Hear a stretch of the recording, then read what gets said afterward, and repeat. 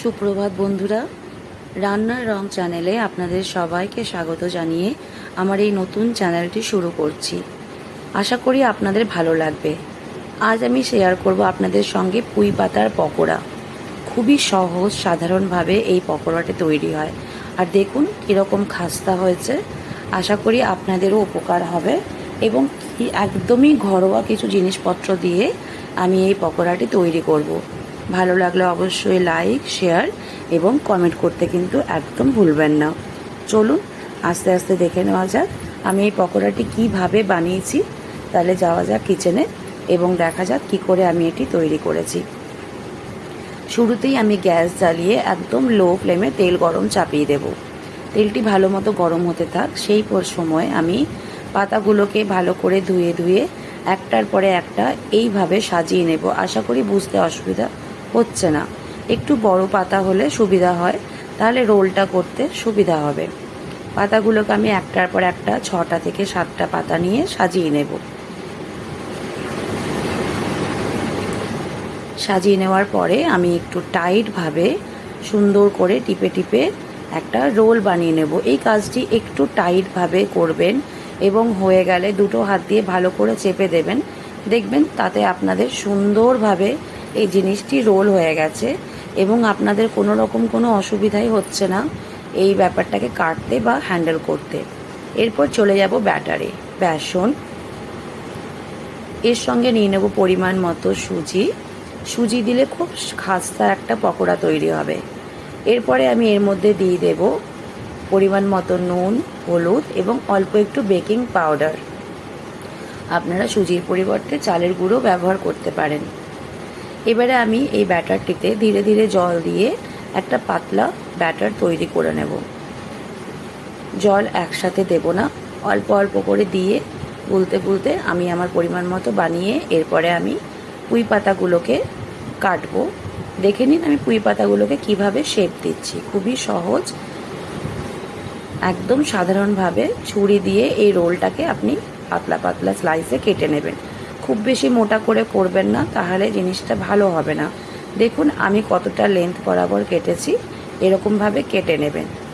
কাটা হয়ে গেলে একটা করে পিস আমি উঠাবো এবং উঠিয়ে সেটাকে ব্যাটারের মধ্যে আমি ভালো করে চুবিয়ে ব্যাটারটাকে ভালো করে এদিক ওদিক করে লাগিয়ে গ্যাসের ফ্লেমটি মিডিয়াম স্লোতে রেখে আমি কড়াইয়ে একটা একটা করে পকোড়া ছেড়ে দেব। এই কাজটি একটু সাবধানে করবেন, দেখবেন পাতাগুলো যেন একটার সাথে একটা লেগে আসে। আমার প্রথমটা একটু অসুবিধা হয়েছিল, করতে করতে অভ্যাস হয়ে যায়।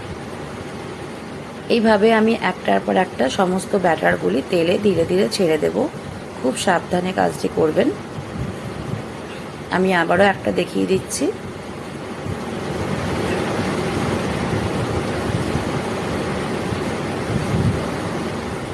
এইভাবে আমি কড়াইয়ে সবকটা ব্যাটারে চুবিয়ে চুবিয়ে বড়াগুলি ভাজতে দিয়ে দেব। আশা করি আপনাদের বুঝতে অসুবিধা হচ্ছে না।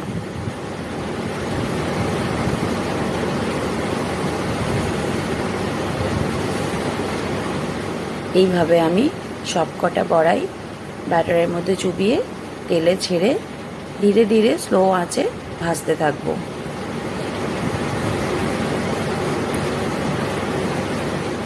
দেখুন একটু ভাজার পরে আমি একটুক্ষণ টাইম দেওয়ার পরে এটাকে খুব সাবধানে ধীরে ধীরে কড়াইয়ের মধ্যে উল্টে দেব।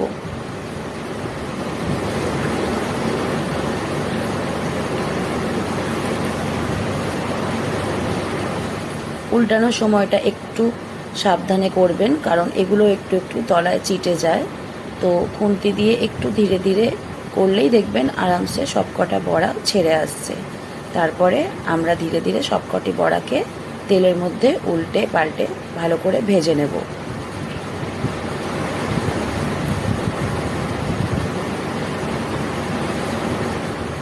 এগুলো আমরা ততক্ষণ ফ্রাই করব যতক্ষণ এগুলো হালকা হালকা লালচে ভাব না আসছে।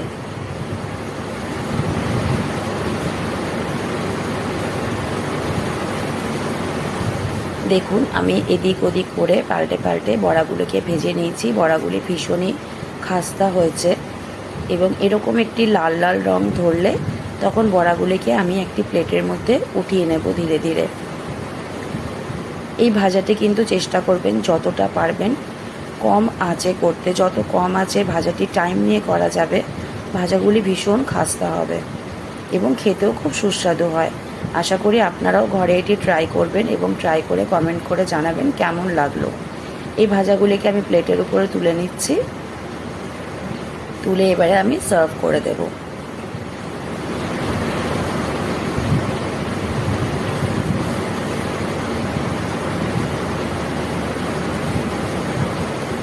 দেখুন ভাজাগুলি দেখতে যতটা সুন্দর হয়েছে, খেতেও কিন্তু ততটাই সুন্দর হবে। আশা করি আপনাদের ভালো লাগবে। ভালো লাগলে নিশ্চয়ই কমেন্ট করে জানাবেন। আপনাদের কমেন্টের আশায় রইলাম। ধন্যবাদ।